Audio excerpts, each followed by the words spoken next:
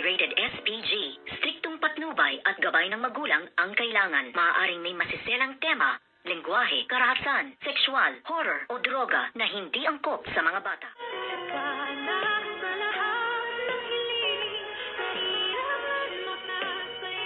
Good morning and welcome sa aking munting channel. Agad-agad niyang sumugod itong si Zoe nang makita nga niya ang picture na ipinadala ng kanyang best friend na doktor dyan nga sa Apex Medical Hospital. Kaya't agad-agad siyang sumugod at nakita nga niya itong si Morganago at nasabi nga niya at nasaksihan ng lahat ng mga doktor at nurse sa Apex Medical Hospital yung tinatawag na nilang lukso ng dugo, kung kaya't sinabi nga ni Zoe na Mami, you're still alive.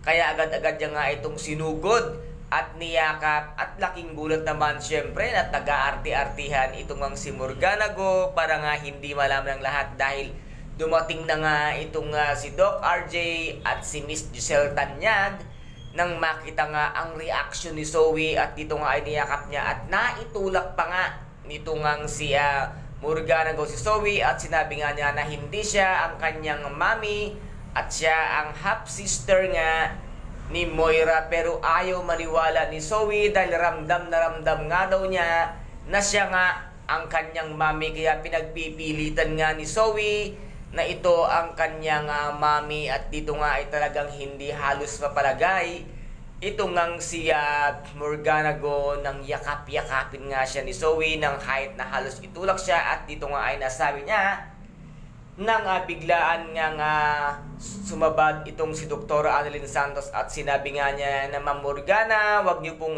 itulak si Zoe at dito nga ay nasabi na sila ay magkapatid at nasabi nga dito ni Morganago na siya pala ang kapatid mo, bakit ganyan ang ugali mo at napakabasos mo, samantalang ako noon hindi kami nagkaroon ng pagkakataon para nga magkita ng iyong mami Moira, kaya dapat sana ay gawin mo ang lahat para maging close kayo ng iyong kapatid, ngunit hindi mapalagay ito ang si Zoe dahil alam na alam niya sa kanyang sarili kung sino talaga si Morganago dahil ramdam na ramdam nga niya ang lukso ng dugo. At kitang-kita naman ng lahat kung papaano nga at kung ano ang reaction nga nitong si Zoe.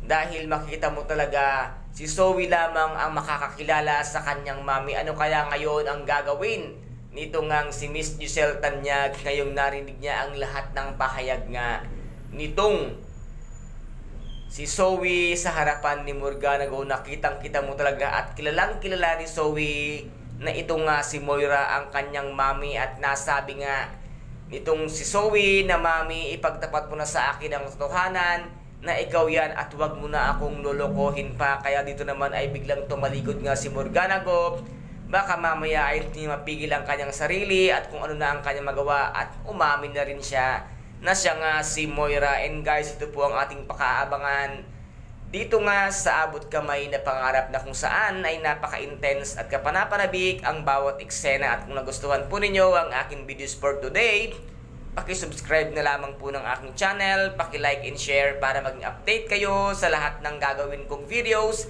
Maraming salamat po. Ingat, God bless and bye-bye!